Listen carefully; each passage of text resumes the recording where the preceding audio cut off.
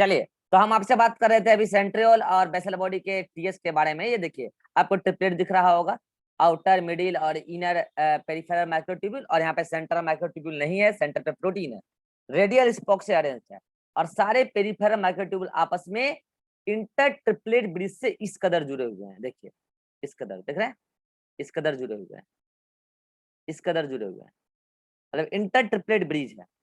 और हम यही आपसे बात कर रहे थे कि ये कैसा स्ट्रक्चर लग रहा है, आप में से कोई नहीं बता पाया। क्या ये वैसा नहीं लग रहा?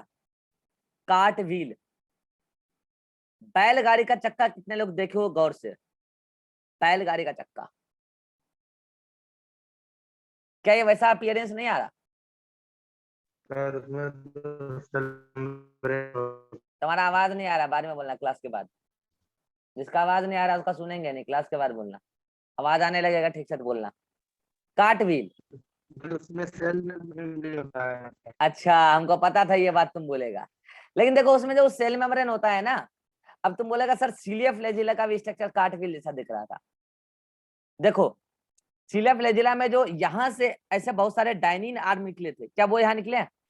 नहीं निकले हैं। अब तुम बोलोगे क्यों नहीं निकलेंगे सर, यहाँ क्या दिक्कत है? अरे इसको कोई मूवमेंट में थोड़ी ना हेल्प करना है। अभी मैं बताऊंगा सिलिया इसका फंक्शन, वेसल बॉडी का। वेसल बॉडी का काम है सिलिया फ्लैजिला को बेस प्रोवाइड करना, और सेंट्रल का काम मूवमेंट में हेल्प करना नहीं है, तो इसके पास डाइनिन आर्म नहीं होता। और बैलगाड़ी में ऐसा एक एक स्पोक निकला होता है चारों तरफ से सेंटर की तरफ, ऐसे कई सारे ये नहीं निकले होते हैं, ठीक है। तो वो वाला कल वाला स्ट्रक्चर तो बैलगाड़ी जैसा नहीं था, ये साबित कर दिया। अब इस स्ट्रक्चर को खाली सेल मेम्ब्रेन की बात को अगर छोड़ दें तो क्या है, बैलगाड़ी का चक्का जैसा लग रहा है कि नहीं लग रहा है? इसी तरीके से उसमें भी होता है अरेंजमेंट, गौर से देखना। तो अब चूंकि एनसीईआरटी ने इसको माना है कार्डविल, तो आपको भी मानना होगा। बाकी आपको मेहंदी का डिजाइन लगे कि बचपन वाला घुर्नी लगे कि क्लिप लगे, कुछ भी लगे, उससे कोई मतलब नहीं है, आंसर कार्डविल ही जाएगा। ये कार्टव्हील जैसा एक खास स्ट्रक्चर दिखता है, और ये क्या है, तो ये है आपका सेंट्रियोल और बेसल बॉडी का ट्रांसवर्स सेक्शन। अरे बोलो क्लियर है? कार्टव्हील जैसा दिखता है। रही बात इससे कुछ रिलेटेड क्वेश्चंस, तो आइए कर लेते हैं जल्दी से, जल्दी से। मैं जिनसे पूछूंगा वही बताएंगे, ठीक है?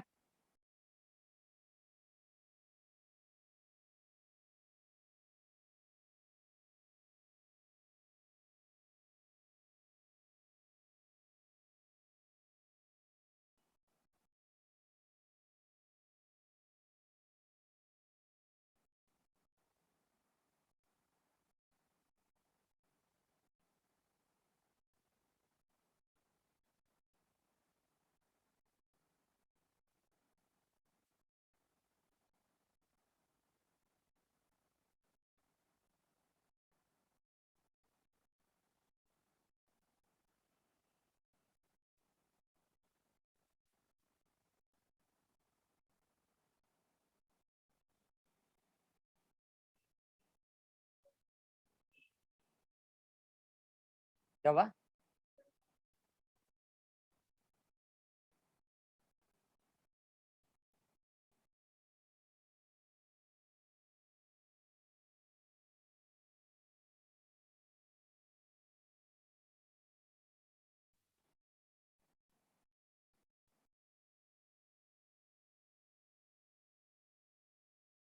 चलिए जिनसे मैं पूछूंगा उन्हीं को आंसर देना है, ठीक है? डायग्राम आपके सामने है, एटलीस्ट देख के सही जवाब दे देना, ठीक है?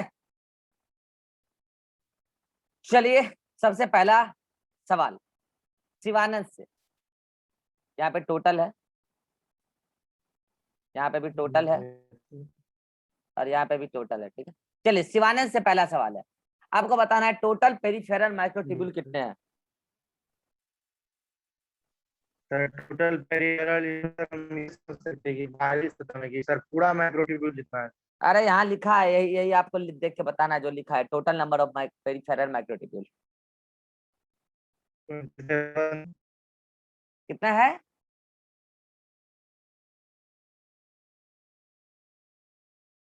अरे कितना है? चैट में आंसर लिखो जल्दी से, अगर आंसर देना है तो, नहीं तो हम बढ़ जाएंगे आगे, तुम्हारा आवाज नहीं आ रहा है। जल्दी से चैट में बताओ जल्दी से आंसर, नहीं तो हम आगे बढ़ जाएंगे।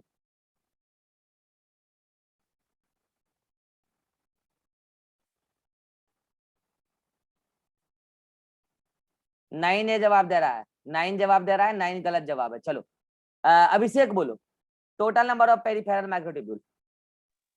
27। 27 सही है। चलो नवीन बोलो, total number of peripheral microtubule in one triplet. 3 sir. 3। Rewa, total number of triplet. 9 sir. 9।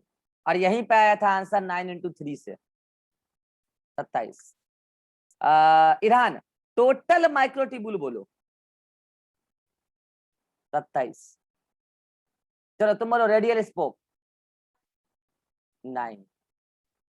कौन बच गया? अतीक, सेंट्रल माइक्रोट्यूब्यूल बोलो। 0। चलो रीवा तुम बोलो, टोटल इंटर ट्रिपलेट लिंकर या ब्रिज। 9। 9। चलो अतीक बोलो, सेंट्रल ब्रिज। 1। Central bridge 1। 0। जब सेंट्रल माइक्रोट्यूब्यूल है ही नहीं तो 1 कहां से हो जाएगा? यस 0। ले लीजिए स्क्रीनशॉट, अगर कुछ नोट्स में ना हो तो ऐड कर लीजिएगा, यही क्वेश्चन आते हैं इससे। रही बात अरेंजमेंट, लिख लीजिए। अरेंजमेंट में बोले ना, पहले पेरिफेरल का लिखते हैं और तब फिर लिखते हैं सेंट्रल का। तो 9 + 0 का अरेंजमेंट होता है बेसल बॉडी में भी और सेंट्रियोल में भी। जहां 9 क्या है, पेरीफेरी पे कितने माइक्रोट्यूब्यूल आके अरेंज हुए। हाँ ये सच बात है कि पेरीफेरी पे 9 अरेंज हुए, लेकिन वो ट्रिपलेट के फॉर्म में है, और ट्रिपलेट के फॉर्म में तो जाहिर सी बात है 9 × 27 हो गया, और सेंटर पे 0 है। अब सेंटर पे 0 है तो वो अंडरस्टूड है कि 9 + 0 हुआ अरेंजमेंट। बोलिए किसी को सेंट्रियोल में, ये लिख लीजिए, ये 9 जो है 9 × 3 वाला है, ठीक है, इसलिए टोटल जाके 9 + 0, यहाँ पे बायो में क्या होता है, 9 + 0 को 27 होता है, ठीक है। मैथ वालों को नहीं समझ में आएगा न्यूमेरिकल। 9 + 0 कितना होता है जी? 27। और 9 + 2 कितना होता है? 20। यहाँ अलग गणित चलता है, ठीक है। 9 + 0 ज्यादा होता है, 9 + 2 कम होता है।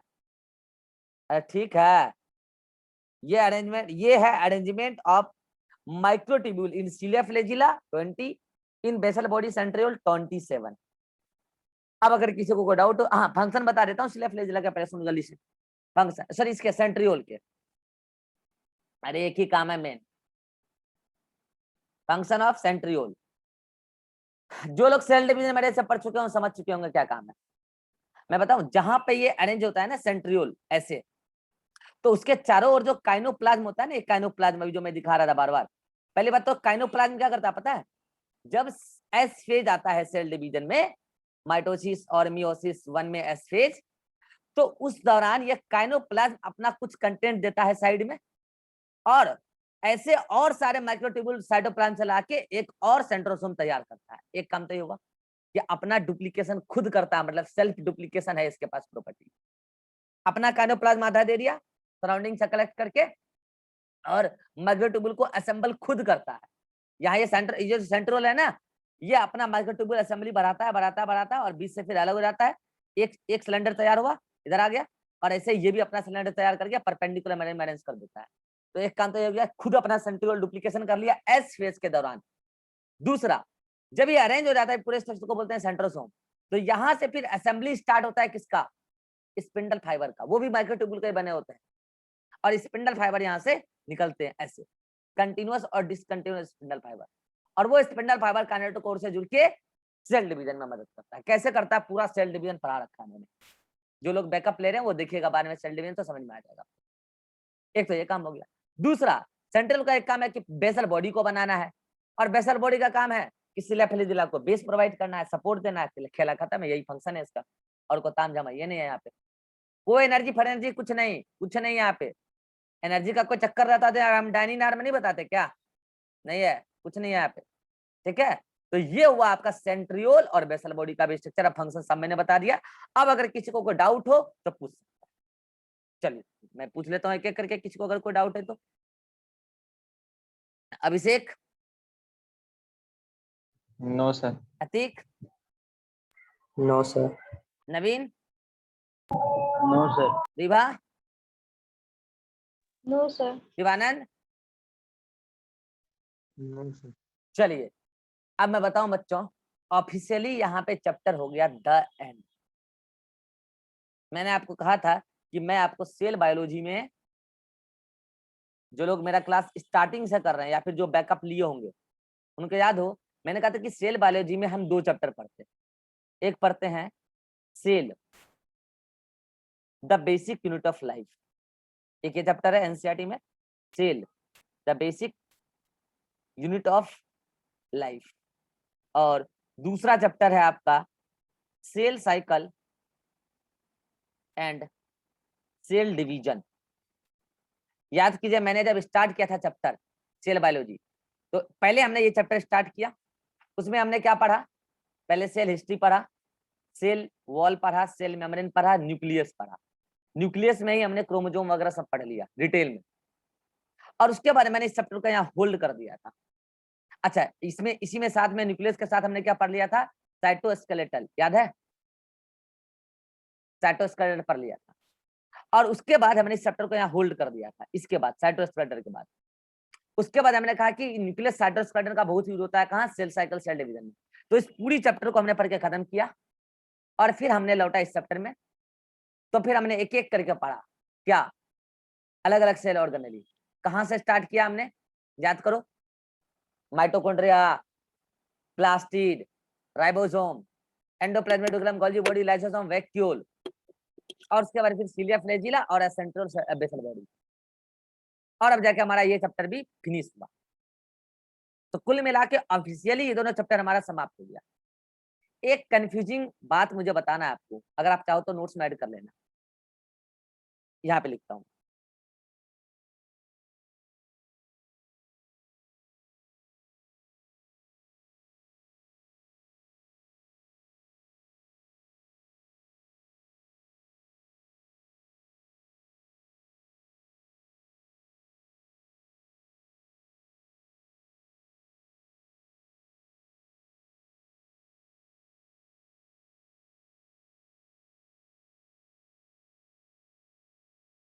क्या कोई जवाब दे सकता है इसका?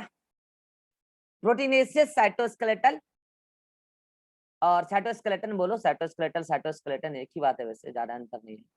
साइटोस्केलेटन और मेम्ब्रेनस साइटोस्केलेटन, इन दोनों का आंसर अलग अलग जाता है।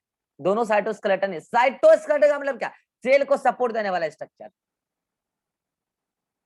नवीन जवाब दे सकते हो?